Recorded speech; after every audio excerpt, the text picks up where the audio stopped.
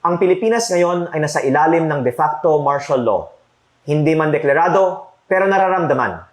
Marami ay tahimik dahil sa takot na makasuhan, dahil nakikita na ang mga kritiko ng administrasyon ang mga unang sinasampahan ng kaso habang ang ibang mga kaalyado ay hinahayaan.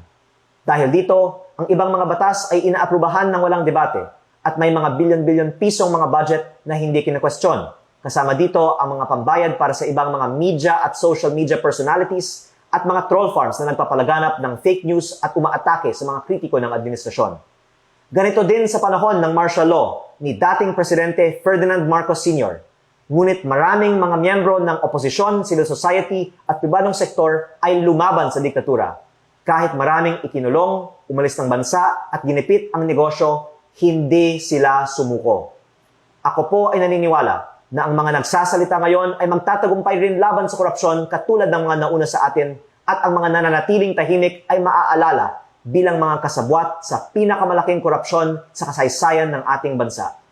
Umaasa rin po ako na ang mga nagsasalita tungkol sa korupsyon sa gobyerno ay proprotektahan ng taong bayan at gagamitin nila itong pagkakataon upang ibahagi ang katotohanan para sa kinabukasan ng ating bayan.